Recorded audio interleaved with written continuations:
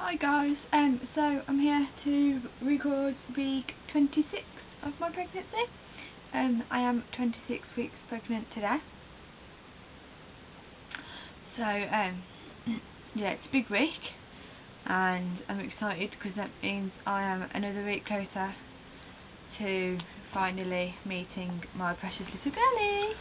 So I weighed myself this morning and it turns out I am 134.4 pounds, which means I've lost just under a whole pound in a week. So I'm not worried. I mean, I haven't been pigging out on food this week. I've been quite good, so that's probably why. And my belly is measuring 35 inches, so I've put on half an inch, so my belly's grown half an inch in a week, which is nice now that my belly's growing, because I suppose that means that she's growing, which obviously is always a good sign. Not many this week, more still tiredness is still kicking me about a bit. I don't enjoy being tired at all, but it's what happens. You know, I'm in bed for 10 o'clock and I'm waking up at like 6-7 o'clock in the morning because I wake up and then I spend the rest of the day being really tired and it's just a nightmare. But headaches are kicking in a bit more. Heartburn's really bad. It seems to be getting worse. But no, I only really get it if I've had something that's got garlic or onion in it or something like that, and that really sets it off, and then I'm up all night with it, and then I think it was Sunday daytime I was just in agony all day with heartburn, and I had nothing to take for it, and I was just drinking as much milk as I could and it just wasn't working. But I had my Sunday dinner, and then after that it sort of died down a bit, so it wasn't too bad. But I'm noticing it, I get it a lot in the morning rather than at night time, which I'd rather have it in the morning. So yeah, there's that.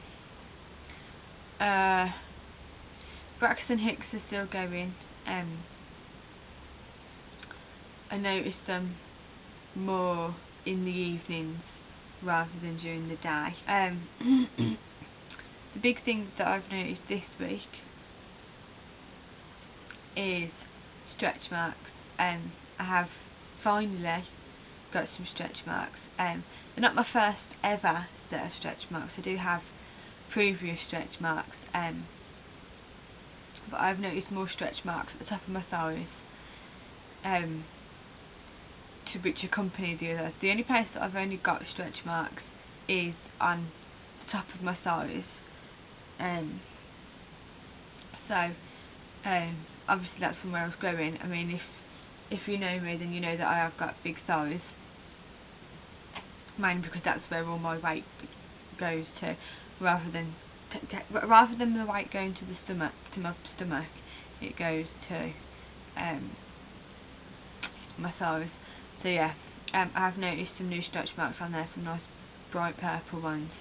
So I've been applying lots and lots and lots of cocoa butter, just to try and help calm them down a little bit, I suppose. My midwife appointment that I had last week, for my 25-week midwife appointment, I've got notes written down. So we got in there and there was 3 midwives, whereas normally I'm used to 1, there was 3. So I got attacked by midwives as I went in. I had one taking my looking at my urine sample, I had one taking my blood pressure, and I had another one trying to talk to me at the same time, and it was just like, it was so overwhelming and I just didn't know what to do. But yeah, so we got in there, they took my blood pressure, which was 102/60, which apparently is normal, so I'm not worried about that. My urine sample came back normal. They confirmed with the hospital my blood group. Obviously, as mentioned previously before, the midwife said that my blood group was A positive, and then I received a letter saying that I was rhesus D negative. Turns out I am rhesus D negative, which equates to O negative. So I have to have the anti-D shots. So that's been all confirmed for me, and that's been changed in my notes. We listened to the heartbeat, and she was sitting right on top of the placenta, so it was quite difficult to hear her heartbeat, because obviously you had the noise of the placenta going at the same time. But then she moved and we could hear it really loud and really clear, and she was doing 154 beats per minute, which apparently is healthy, and she sounds healthy, and she couldn't hear anything wrong with the heartbeat. So that's all good news, and that's what I like to hear. I was also advised that I was generally looking healthy, and that baby seems healthy, and that baby seems to be growing healthily. Obviously they didn't measure my stomach or anything, they just looked at my bump, and they said that it looks like, you know, I've got a nice forming bump, and that it's all coming along nicely. And they've got nothing to worry about, so I'm still low risk. Which said that if baby was having an unusually quiet day, with barely no movement in the time periods where she's normally moving, I was to go straight to the hospital. So say if we woke up in the morning and she gave me a few kicks, and then she was extremely quiet throughout the whole day, she said just go straight in. She said most people will wait a day and then see what it's like the next day. She said, but don't do that. She said, if you don't feel anything, you go in, sort of thing. So that was a bit of relief, because I know a lot of people say, oh, give it a day, and if nothing, then go in. But I'm definitely, if I feel something's wrong, I'm definitely going straight in. So yeah, that was pretty much it for the midwife appointment. My next midwife appointment is on the 22nd of October, which seems like ages away, and that'll be at 32 weeks. And I think that's when they start measuring my uterus to let me know about, you know, approximate baby size and stuff like that. So I'm looking forward to that one. And then on the 27th of September,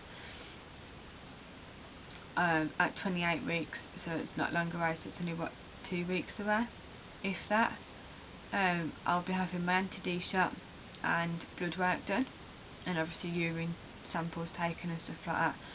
So that's a big one. Apparently at 28 weeks I'll be getting a whooping cough injection.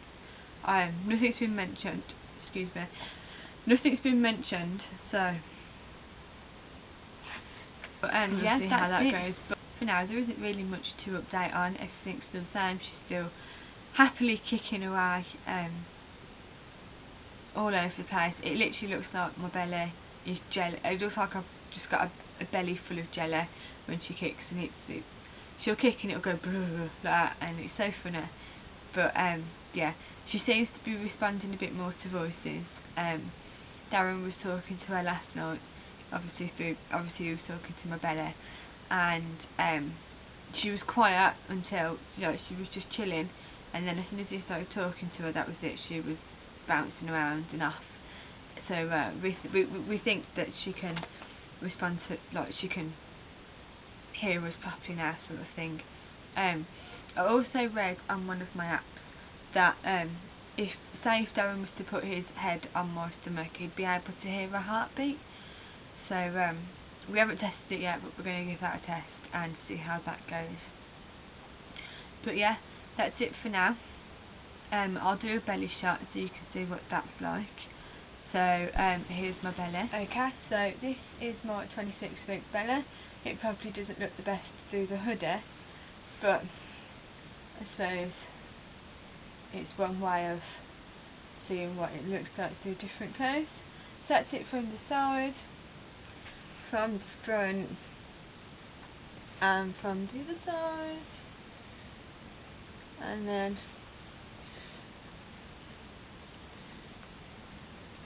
that's the left side. That's the front. As you can see, my belly button is pretty much out. It's not poking out, but it's there. You can see it. So yeah, and that's the other side. So there we go. Thanks for watching, and I will see you all soon. Bye.